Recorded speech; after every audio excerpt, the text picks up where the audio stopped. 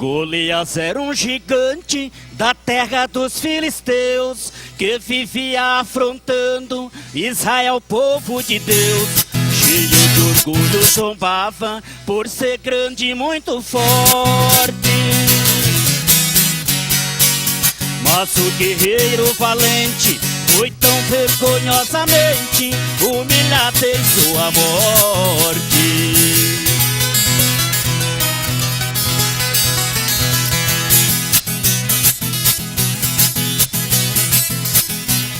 Era aquele homem temido por todos de Israel, um guerreiro sanguinário com sua espada cruel. Humilhava aquele povo que pertence ao Deus divino. Seu dia estava marcado para ser morto, derrotado pelas mãos de um menino.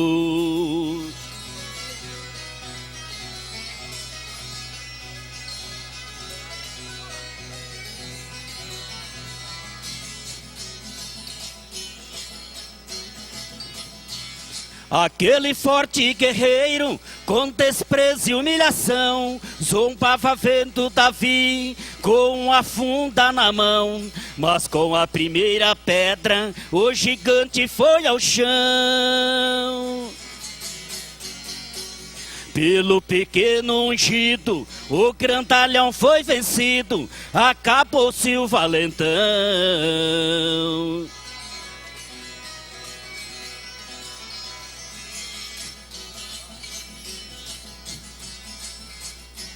A grandeza e o orgulho nunca deu bom resultado. Quem se humilha, Deus exalta. Quem se exalta é humilhado. Só tem... Os irmãos, vocês me perdoam que eu errei até o hino aqui, que eu estou preocupado com o som. Não tô me ouvindo cantando, não estou ouvindo som de viola. Eu fiquei preocupado e acabei errando até a letra aqui, vocês me desculpem, viu? Mas deixa a hora que eu vou acabar de ajetar outro som amanhã, depois a gente torna a repetir o louvor de novo, amém? E não está dando pra gente, não estou ouvindo nada aqui, nem retorno de viola, nem de voz. Estou perdidinho aqui, amém? Nosso Deus, nosso Pai, agradecemos a Ti pela palavra que já temos ouvido aqui nesta tarde, Senhor. Esses ensinos que tem trazido, Senhor amado, edificação para o nosso ministério. Eu te peço, Senhor querido, que tudo aquilo que nós ouvimos fique guardado em nossos corações, para que possamos praticar, e ao praticá-lo, Senhor, possamos trazer edificação para a tua igreja através da tua palavra. Agora nós te pedimos, ó Pai querido, quando o teu filho estará ministrando a continuação deste estudo escatológico, meu Pai, continue usando o teu filho nas tuas mãos, continue abrindo os nossos corações, faça-nos entender a tua palavra, Senhor. Em nome de Jesus nós te pedimos e te agradecemos. Amém. Permaneçamos em pé. Pastor João Maria.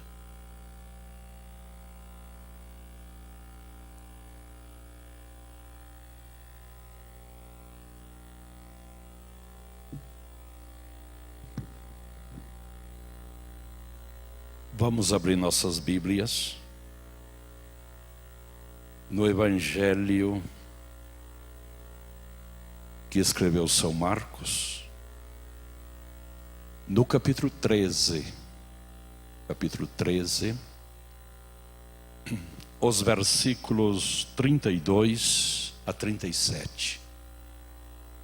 Marcos 13, versículos 32 a 37, diz a Bíblia: mas daquele dia e hora ninguém sabe, nem os anjos que estão no céu, nem o Filho, somente o Pai. Olhai, vigiai e orai, porque não sabeis quando chegará o tempo. É como se um homem, partindo para fora da casa, deixou a sua casa. É como um homem partindo para fora da terra, deixasse a sua casa e desse autoridade aos seus servos, e a cada um a sua obra, e mandasse ao porteiro que vigiassem. Vigiai, pois, porque não sabeis quando virá o dono da casa, se à tarde, se à meia-noite, se ao cantar do galo. se pela manhã, para que, vindo de improviso, não vos ache dormindo. E as coisas que vos digo, digo a todos. Um pouquinho mais forte. Obrigado. Podeis tomar vossos assentos. Saudamos nossos queridos irmãos, obreiros, na gloriosa paz de Jesus. Hoje pela manhã, nós falamos sobre as ressurreições, e essa tarde, na página 54 do nosso livro, página 54, nós temos ali a segunda vinda de Cristo. Aqui nos diz, irmãos, que a segunda vinda de Jesus aparece só no Novo Testamento 318 vezes que ele vai voltar. Dessas 318 vezes, ao nós ler, nós dependemos do contexto. Por quê? Porque se tem feito muita confusão com textos bíblicos, que esse texto está falando da vinda de Jesus em glória para reinar, e não da vinda de Jesus até as nuvens para arrebatar a igreja. O contexto sempre vai nos dizer para que Jesus está vindo, porque quando a Bíblia diz vinda de Jesus, a Bíblia está falando acontecimentos que envolvem 7 anos aqui. Por exemplo, a vinda de Jesus para a ressurreição, a vinda de Jesus para arrebatar a igreja, a vinda de Jesus para coroar os salvos, a vinda de Jesus para as bodas do Cordeiro, a vinda de Jesus em glória para reinar, a vinda de Jesus para julgar as nações, a vinda de Jesus para prender Satanás, e vinda de Jesus e vinda de Jesus. Então, quando se fala a palavra vinda de Jesus, dependemos do contexto. É que nem a palavra salvação. A palavra salvação depende do contexto. O Manuel caiu nas águas e se salvou. É salvação para entrar nos céus? Não é. O Antônio sofreu um acidente e se salvou. É salvação para entrar nos céus? A Bíblia é cheia da palavra salvação. Mas o contexto vai nos dizer que salvação é esta. Da mesma maneira é a vinda de Jesus. Nós, ao ler o texto bíblico, observarmos, se esse texto está falando que Jesus está vindo até as nuvens para arrebatar a igreja, ou é 7 anos mais tarde que Jesus está vindo até a terra para reinar. Quando eu estudei, lá no começo, quando eu tinha meus 6, 7, 8 anos, e já faz 50 anos, nós tinha a famosa sabatina. Que era sabatina? Se estudava até sexta-feira, e sábado de manhã nós tínhamos que ir para a escola fazer uma prova do que nós estudamos durante a semana. Parece que hoje terminou a sabatina, não há mais. Vamos fazer uma sabatinazinha? Sim? Pegue tua Bíblia. Vamos ler uns 4, 5 versículos sobre a vinda de Jesus. E vamos fazer uma sabatinazinha entre nós, para nós não errar ou nos dar por conta sobre o versículo se está falando do arrebatamento da igreja ou da vinda de Jesus em glória para reinar. dentro do contexto, nós sempre vamos encontrar uma expressão que eu gostaria que cada um de nós descobrisse a expressão, para dentro da expressão nós saber, é o arrebatamento ou a vinda em glória. Atos capítulo 1, versículo 10 e 11, muito conhecido nosso. Quem lê para nós? Atos capítulo 1, versículo 10 e 11.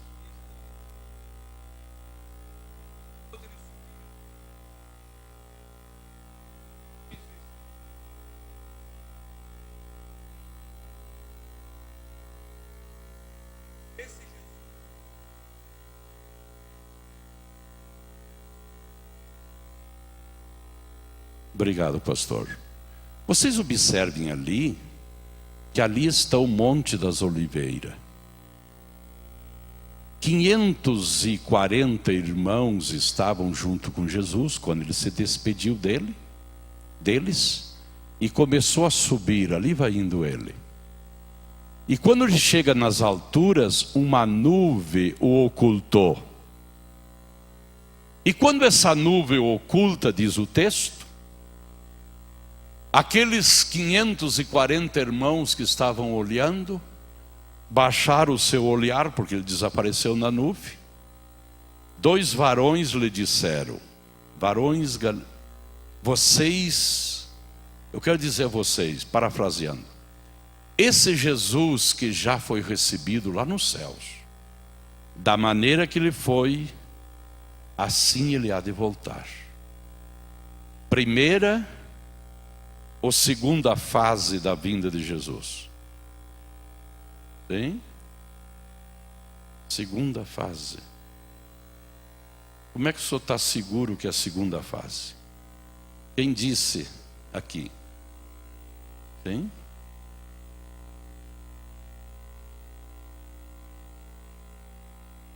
É justamente, irmãos, o irmão disse que porque vai descer sobre o Monte das Oliveiras, mas daí eu teria lido Zacarias 14:4. Eu quero dentro do versículo, nós queremos mentalizar, irmãos, vocês me entendam, que dentro do texto tem uma expressão que dentro do texto me diz, não é eu acho isso ou eu acho aquilo, isso é fácil, né? Mas dentro do texto, mas é que aqui, irmãos, vai existir nuvem também. E diz o texto assim? Não diz. Eu quero dentro do texto. É só uma sabatinazinha, só para chamar nossa curiosidade, para depois os 318 versículos você vai ter facilidade.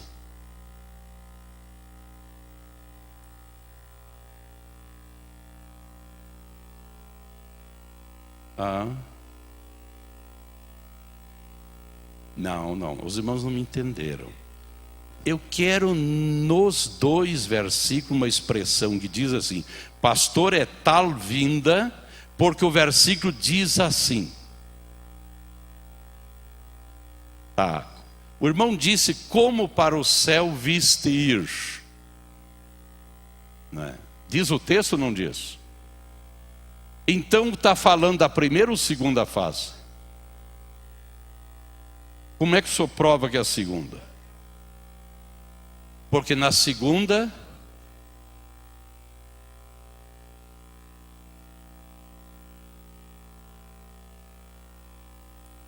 ele subiu bem devagarzinho ou não? Quando ele subiu para os céus, todos estavam vendo ou não?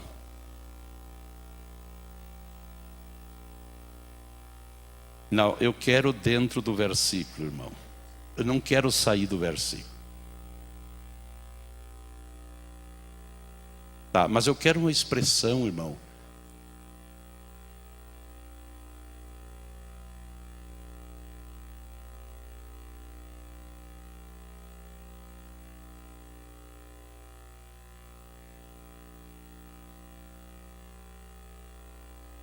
Tá muito bem o versículo, irmão. Só que eu estou lutando dentro do texto. Não, você não me entendeu. Dentro do texto, uma expressão que nós já estamos chegando lá com o irmão ali, né? Dentro do texto. Isto.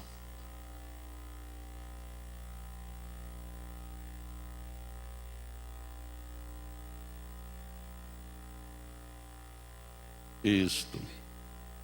Tá? Mas eu quero voltar ali, o irmão está bem encaminhado. O texto diz, da maneira que viste subir. Ele subiu devagarzinho ou não subiu? Todos estavam olhando ou não? E o dia da vinda do arrebatamento, ele vem devagarzinho ou não? E quando ele vem em glória, e vão ver ou não vão ver? Então esse versículo, essa expressão, irmão, que eu queria chegar, desculpe, da maneira em que viste subir, né? Sim, não, eu lhe entendi, o senhor também. Isso.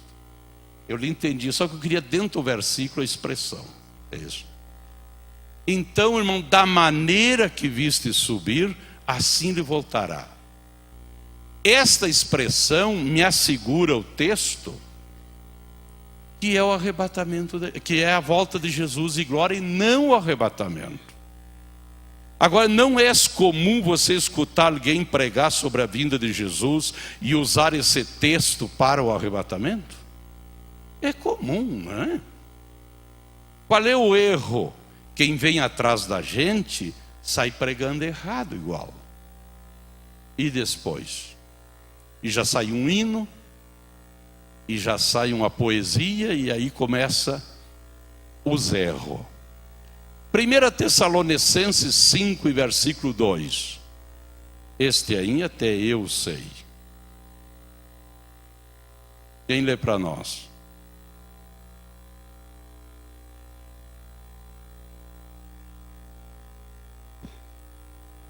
Primeira ou segunda fase?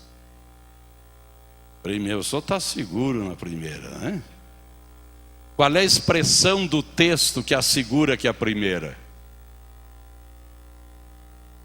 O ladrão troca trombeta ou não?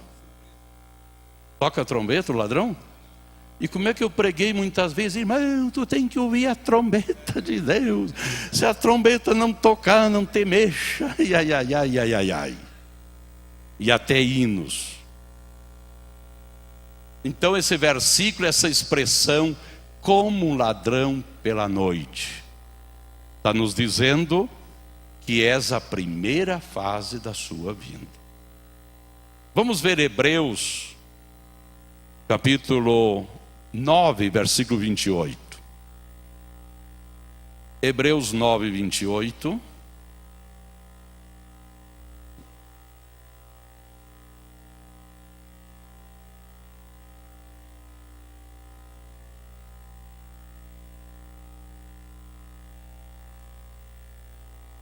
Obrigados. Primeira ou segunda fase? Sim. Não, irmão, Hebreus 9, 28.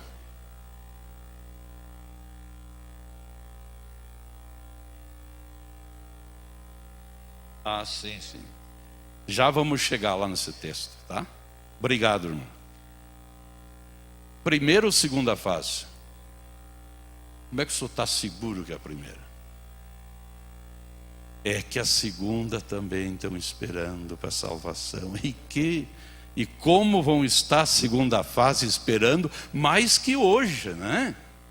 É que nem o Pai Nosso, hoje nós rezamos o Pai Nosso, oramos e podemos orar, não é nenhum problema. Agora o Pai Nosso é uma oração judaica e a oração da grande tribulação para os judeus e para o mundo gentílico, mas mais para o judeu.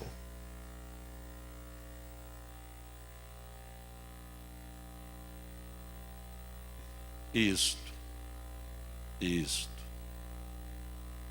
Tá. Então ele veio a primeira vez, diz o escritor aos Hebreus, Cristo apareceu a primeira vez lá na cruz para tirar os pecados de muitos. Sim ou não? Agora ele vai aparecer a segunda vez, só que a segunda vez tem duas fases.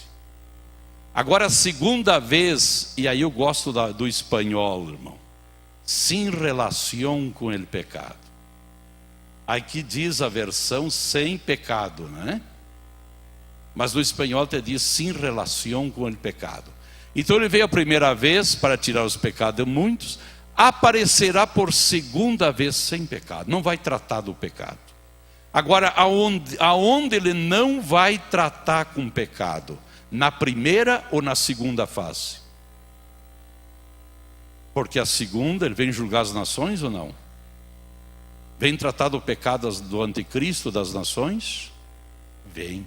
Então apenas essa expressão, sem pecado, está nos dizendo que a primeira fase e não a segunda fase. Porque a segunda ele vai ter relação com o pecado, mas a primeira não.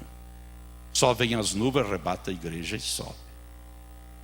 É só para nós, irmão, nos dar por conta, e os restos dos versículos da Bíblia, falou a vinda de Jesus, nós pesquisar dentro do texto. Sempre vamos encontrar uma expressão que vai nos assegurar, é o arrebatamento ou é a vinda de Jesus em glória. Colossenses 4:3, muito conhecido. Colossenses capítulo 4, versículo 3. Não, é Colossenses 4:3. Sim? Ou eu inverti o 3:4? 3:4, então eu inverti o versículo. Desculpe, irmão, 3:4.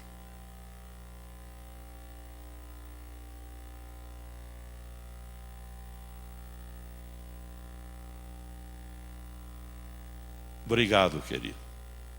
Quando Cristo, por suposto, está falando da sua vinda, se manifestar, então nós manifestaremos com Ele em glória. Primeira ou segunda? Como é que o senhor está seguro que é a segunda? Dentro do texto. Sim? Ah, é?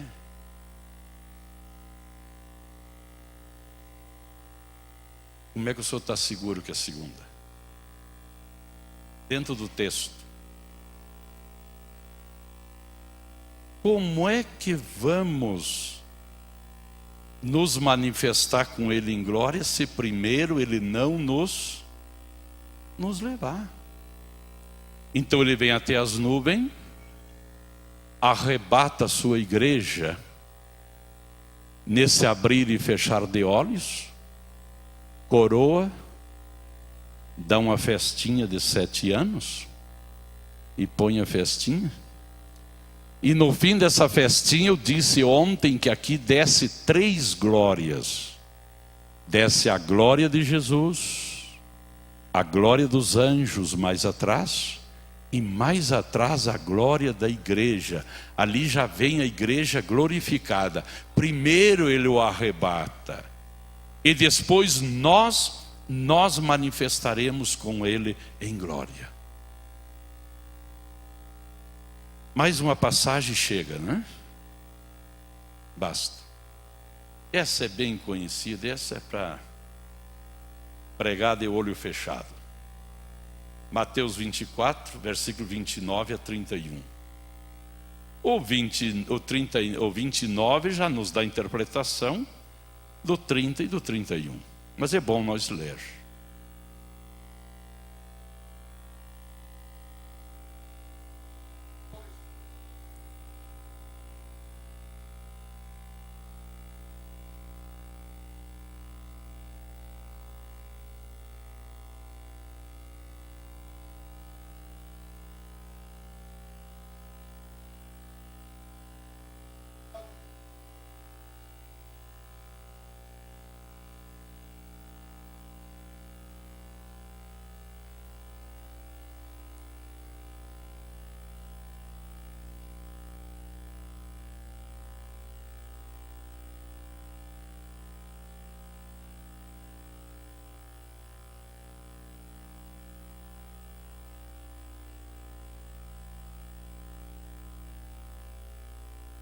Obrigado, irmão. Obrigado.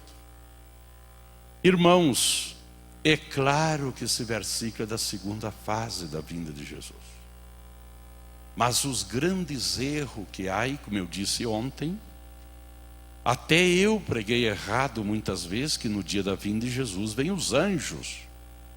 Anjo não toma parte no arrebatamento da igreja.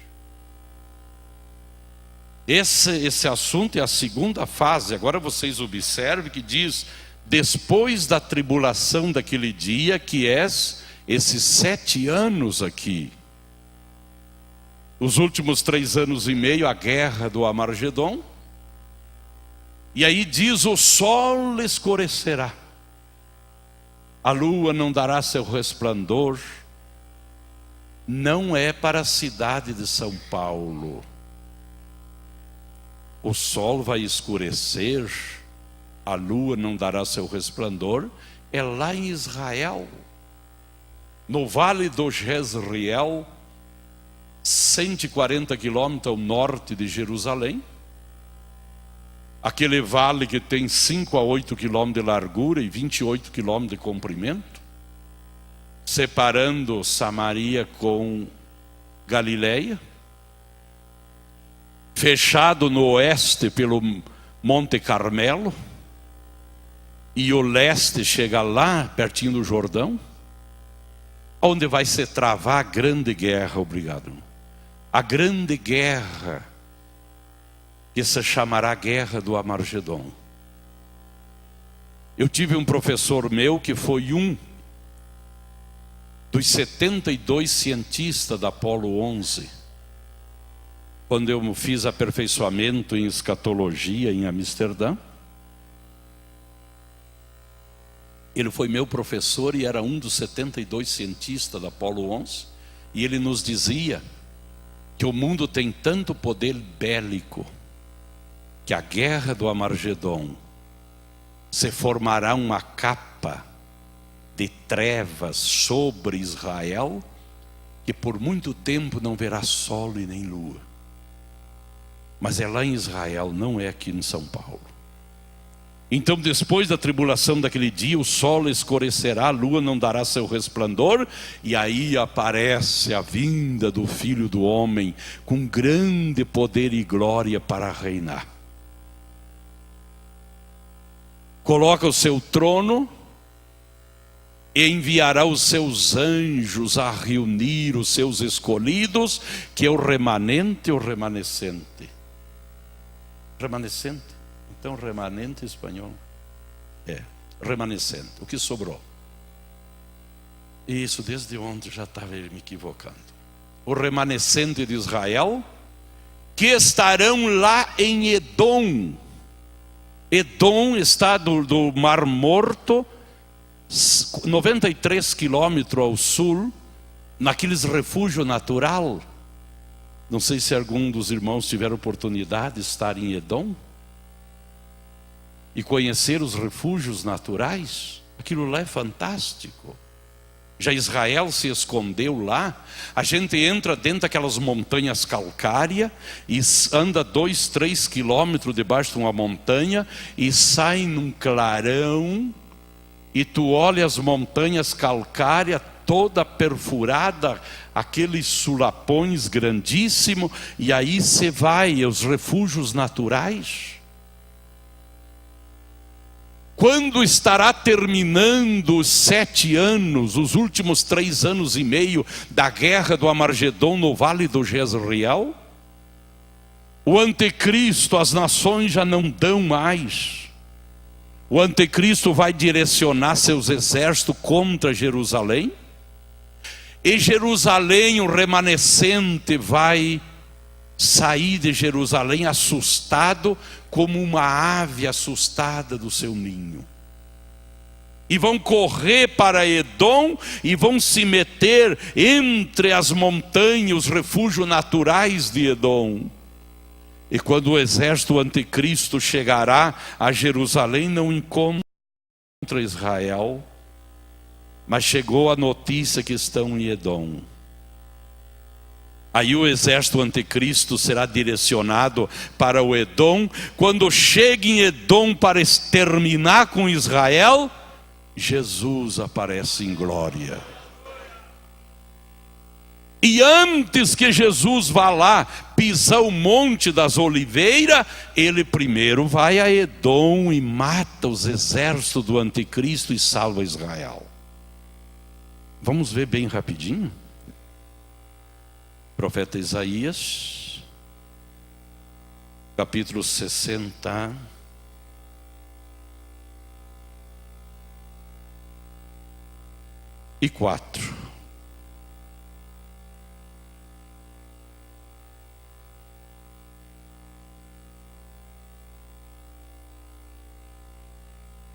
Desculpe.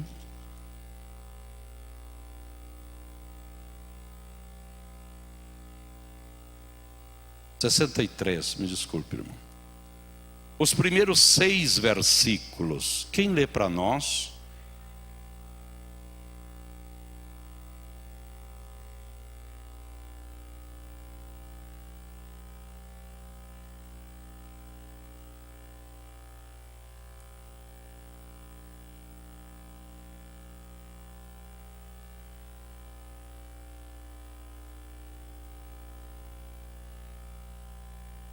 Não.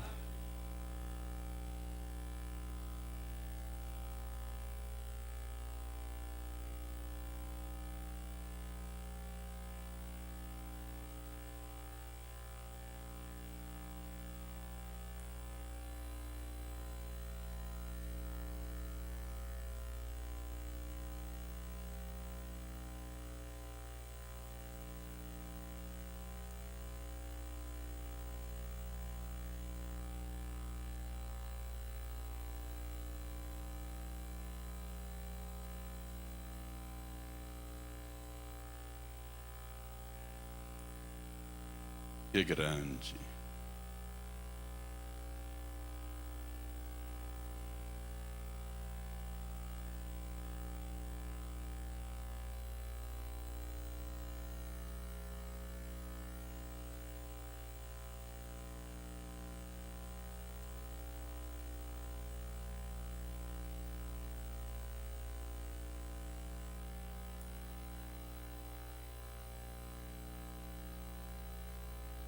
Obrigado, irmão. Aí está Jesus lá em Edom, nos refúgios naturais, destruindo os exércitos do anticristo e salvando o remanescente de Israel. E depois ele está vindo lá de Edom para pisar o Monte das Oliveiras, com as suas vestes manchadas de sangue. E dizendo ele que no seu furor pisou seus inimigos, porque chegou o ano dos seus escolhidos, e essa vingança estava comigo, eu tinha que me vingar. E se vingou, onde os exércitos do anticristo serão destruídos. Então, irmãos, esta segunda vinda de Jesus em glória, vem com seus anjos, recolhe eles, traz eles para Jerusalém, porque agora vai iniciar o milênio de paz. E no milênio de paz, que o evangelho do reino será pregado a todo mundo. E Isaías capítulo 66 e versículo 19 está falando desse remanescente de Israel que durante os 1000 anos de paz vão pregar o evangelho do reino. E ali diz Isaías 66, 19 que até as ilhas muito longe que nunca ouviram falar de Jesus ouvirão. Porque o evangelho do reino terá que ser pregado a todo mundo, a testemunho de todas as nações, para poder vir o fim, que é o Gog e Magog de Apocalipse. Fui pregar num congresso de missões há pouco, numa capital aqui no Brasil, e quando eu entrei no templo estava cartazes, e o evangelho do reino será pregado a todo mundo, a testemunho de todas as nações, e vem o fim. Eu quando olhei esses cartazes, disse, vou me chocar com eles aqui. Mas tem que ter ética. E quando se iniciou o congresso, veio um relatório que o mundo tem mais de 6 bilhões e 2,5 ainda não ouviram o Evangelho. E se deu muita ênfase. E eu tive que ouvir tudo aquilo. Mas segunda-feira eu fui requisitado, já estava no programa, para ficar pregando para os obreiros. Deu como 1000 obreiros. Aí eu tive que falar. Irmãos, vocês me desculpem, mas esses cartazes aí está errado. Primeiro, nós não pregamos o Evangelho do Reino. Segundo lugar, o Evangelho da Graça não necessita ser pregado para todo mundo para Jesus arrebatar a igreja. Jesus vem e vai levar a igreja e vai ficar milhões sem ouvir o Evangelho, porque não há um versículo que nos diga que temos que pregar o Evangelho da Graça para depois Jesus levar a igreja. Tem países que não querem o Evangelho e não aceitam. Eu retirei missionário nosso da Argentina, que nós enviamos para certos países e tivemos que requisitar de volta. Tiveram 5 anos, não puderam falar de Jesus para ninguém, trabalhando de enfermeiros lá, ajudando nos países, com uma ordem: se vocês falar de Jesus, morre você e morre quem estará ouvindo vocês. Eles não querem. E Jesus vem e vai levar a igreja e não vão ouvir o Evangelho. Agora o Evangelho do Reino é outra coisa. O Evangelho do Reino começou 1000 anos antes de Cristo, começou o Evangelho do Reino, lá em 2 de Samuel, capítulo 7, versículo 16. Em 2 de Samuel 7,16, se começou a pregar o Evangelho do Reino, 1000 anos antes de Cristo. E esse Evangelho do Reino veio sendo pregado esses 1000 anos e chegou até João Batista, até o Pentecoste. E quando chegou o Pentecoste, o Evangelho do Reino ficou suspenso. E entrou o Evangelho da Graça que nós pregamos, que é desde o dia do Pentecoste até o arrebatamento da igreja. Quando aconteceu o arrebatamento da igreja, termina o Evangelho da Graça. Entra a grande tribulação, vem 2 evangelhos, porque a Bíblia tem 7 evangelhos dentro da Bíblia. Não podemos confundir os evangelhos tampouco. Quando a igreja seja arrebatada, vem 2 evangelhos para o mundo. Primeiro, o Evangelho do Reino volta a Israel. O anúncio do rei, de um reino milenal, que começou lá em 2 Samuel 7,16. O anúncio de um reino milenal. E entra agora os 7 anos de tribulação e grande tribulação, o Evangelho do Reino para Israel, e entra milênio adentro o Evangelho do Reino. E lá no finalzinho do milênio de paz, o mundo inteiro ficará conhecendo o Evangelho. E aí vem o fim. Vem o fim que é, ali não pegou, o Gog e Magog de Apocalipse. Não confunda os Gogs e Magogs, aí 3. O dia que a igreja for arrebatada, haverá o primeiro Gog e Magog, que quer dizer príncipe nações. O primeiro Gog e Magog está em Ezequiel 38, 39, que é um grupo de nações que vem do norte de Israel, invade Israel e Israel vai abater eles. Deus peleará por Israel. É uma guerra curta, alto alcance, diz a Bíblia. É o Gog e Magog de Ezequiel 38, 39. Segundo Gog e Magog de Zacarias 14, todas as nações que é a guerra do Amargedon. E o terceiro Gog e Magog é no final do milênio, quando Satanás será solto. E a terra será purificada de volta, saindo fogo de Deus. Está na nossa apostila, lá no finalzinho. E a terra será purificada, para que em cima dela sente a nova Jerusalém, para os salvos viver eternamente. Então são 3 Gogs e Magogs. Mas o evangelho da graça, do reino, ele será pregado até o fim do milênio. E serão 144 mil que receberão o sinal de Deus, e as ilhas que nunca ouviram falar de Jesus vão ouvir.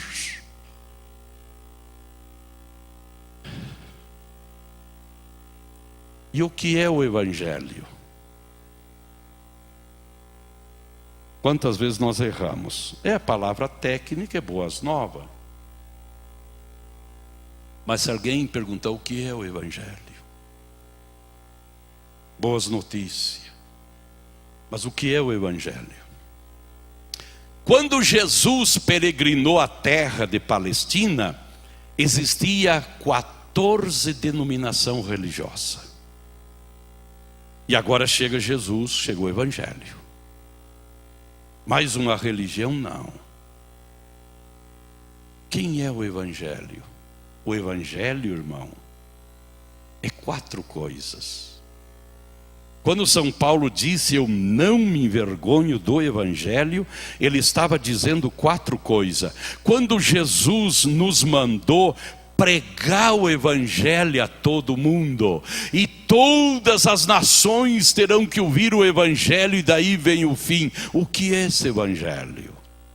Primeiro, o evangelho é uma pessoa que se chama Jesus. Pregar o evangelho, o que é pregar o evangelho? Fazer Jesus conhecido para as pessoas. Quando Saulo de Tarso, 200 quilômetros de Jerusalém a Damasco, ia perseguindo os cristãos, e o Senhor o derrubou e disse, Saulo, Saulo, por que tu me persegue? Mas quem tu és? Eu sou o evangelho. Tu está me perseguindo? Porque eu sou o evangelho. O evangelho é uma pessoa. Quando Jesus mandou nós pregar o evangelho a todo mundo, é fazer a pessoa dele conhecida a todo mundo. Segunda coisa, o evangelho é uma mensagem. A mensagem mais linda, a mensagem mais gloriosa, a mensagem mais poderosa, a mensagem libertadora, a mensagem transformadora, a mensagem regeneradora, a mensagem no ar saiu a sua palavra. Deus falou uma vez e o mundo ouviu 2 vezes, porque deu a volta e chegou nele de novo. Terceiro, que é o evangelho que Jesus mandou pregar? Essa transformação que eles não entendem como existe na vida da pessoa. Essa transformação, quando a pessoa aceita Jesus, aceita o evangelho, e ele está dormindo, e enquanto ele está dormindo, o evangelho está regenerando ele. Ele vai para o seu trabalho, enquanto está no seu trabalho, preocupado com seu estudo, suas atividades seculares, o evangelho está transformando ele. Essa transformação que existe, que ninguém entende, se chama o evangelho. Quarto lugar, o que é o evangelho? É um modelo de vida a ser vivido. Esse modelo de vida, que quando um crente erra, as pessoas dizem, você não pode fazer isso, você é crente, você é evangélico. É um modelo de vida que se vive. Eu estava em Bruxelas, com o pastor de Bruxelas, caminhando na rua, ele me mostrando o monumento ao átomo, e de longe eu olhei uma mulher, digo que a mulher tem que ser crente. O modelo de vida dela é de crente. E ela foi chegando, quando chegou perto, pastores. Esta mulher era um membro da igreja, tinha estado no culto na noite anterior. Mas é um modelo de vida que a gente conhece de longe, que a gente se dá por conta. É o modelo do Evangelho. E foi isso que disse Paulo: eu não me envergonho do Evangelho. Quando ele disse eu não me envergonho do Evangelho, ele está dizendo primeiro, segundo, terceiro e quarto, eu não me envergonho desse novo modelo de vida que eu estou vivendo, dessa mudança que existiu em mim. Este Evangelho será pregado a todo mundo, a testemunha a todas as nações, mas é o do reino, não o da graça. Então na grande tribulação termina, o começo da grande tribulação termina o Evangelho da graça, e vem o Evangelho do reino para Israel. E para o mundo gentílico virá o Evangelho eterno de Apocalipse 14. O Evangelho eterno de Apocalipse 14, João viu um anjo voando nos ares pregando o Evangelho eterno. Você sabe que lá em Apocalipse está? João viu um cavalo voando. Em vez de aço era couro, em vez de couro era aço.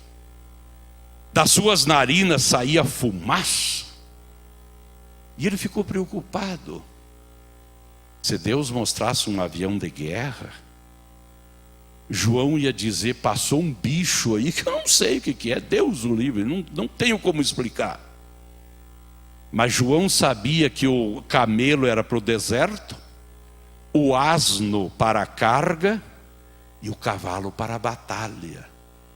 Então ele disse: é um cavalo, em vez de couro, é aço, largando fumaça, um aguilhão picando os moradores da terra. É um instrumento de guerra que vai aparecer. E hoje nós sabemos que é o avião. Deus mostrou para João um mensageiro, um anjo nos ares, e um anjo é um mensageiro. Nos ares, voando, hoje nós entendemos que são os meios de comunicação. A igreja subirá, Deus levantará um pregador que não quero ser eu e não desejo que seja você, mas Deus vai levantar. Vai levantar um anjo, um pregador, e nos ares, nos meios de comunicação, ele vai gritar para o mundo inteiro. Crentes mundanos que perderam o arrebatamento, desviados e sucessivamente. Salvação agora não é ir lá na igreja se batizar.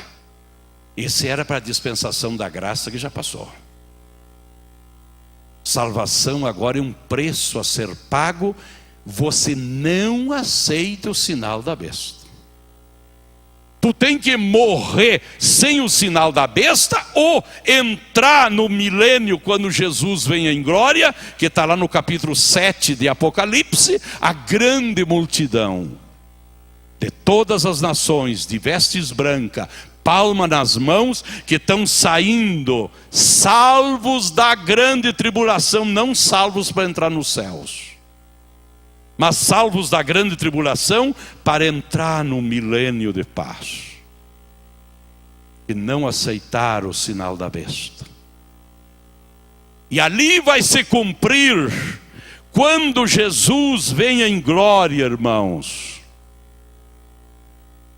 Ele juntará, diz Mateus capítulo 25, que ele juntará os povos como um pastor reúne o seu rebanho. Sim ou não?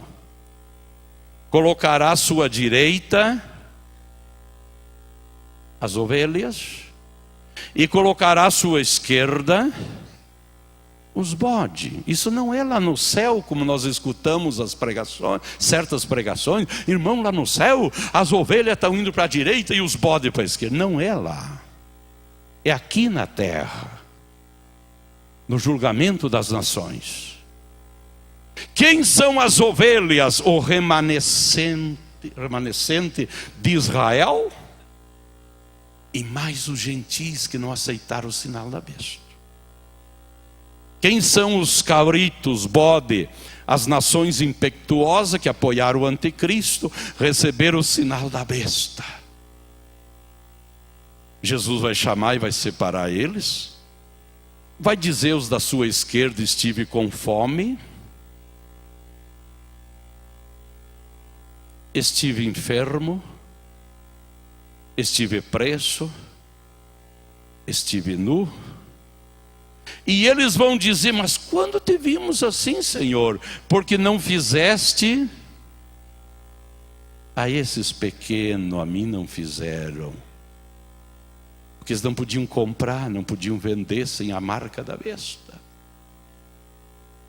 E vocês não facultaram um pedaço de pão, perseguiram eles viveram fugitivos, presos. Mas Jesus vai dizer a eles: estive com fome, estive preso, estive enfermo, estive nu. E eles vão dizer: mas quando te vimos assim? Porque fizeste esse pequeno, compartiste um bocado de pão, um medicamento, uma roupa, ajudaram entre vocês, porque a mensagem do Evangelho eterno é só salvação, é poucos tempo, aguentem, suportem. E vocês se ajudaram, quando vocês estavam repartindo um pedaço de pão, a mim me fizeram. Os da sua esquerda, diz Apocalipse 21, com a espada que sai da sua boca, os mata todos e lança ao inferno.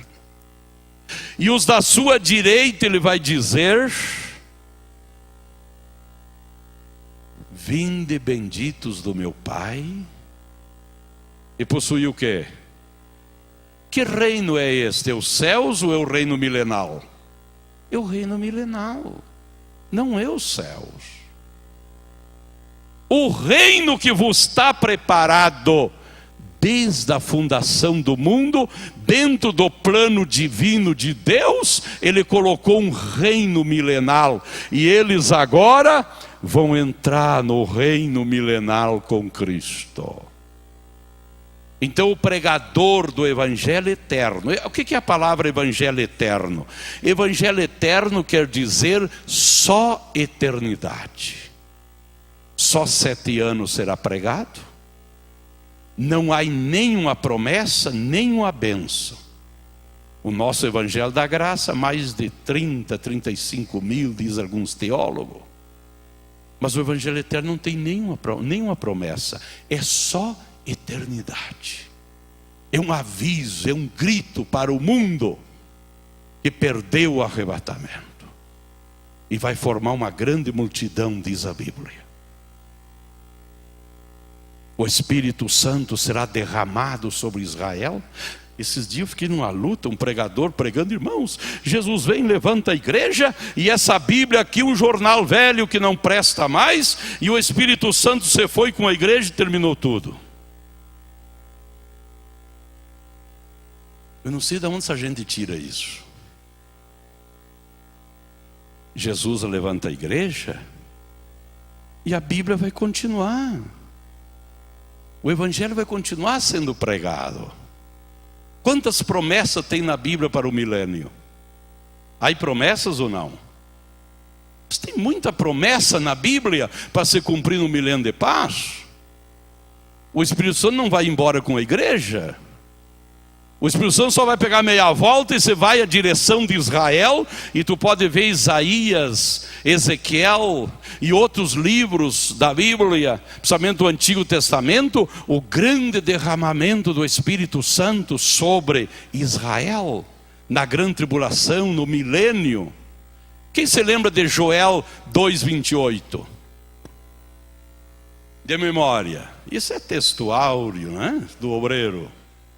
Joel 2:28.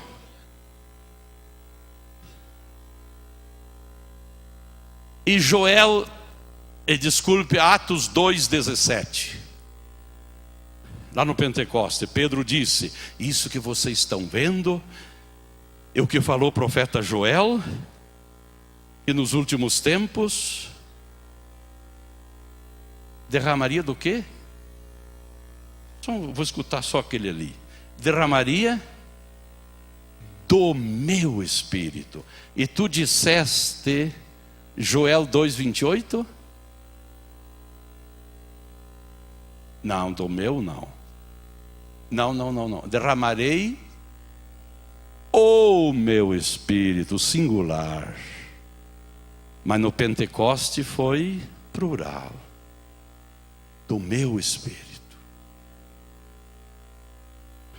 O que quer dizer isso, pastor? Que lá no Pentecoste foi derramado do Espírito, mas não foi o Espírito, foi umas gotinhas, foi parcial. Por isso que diz Atos 2:17, foi derramado do meu espírito, que falou o profeta Joel, que nesses últimos dias derramaria do meu espírito. Mas a promessa de Joel é para o milênio de paz, aonde será derramado o meu espírito. Aí vem tudo sobre a terra.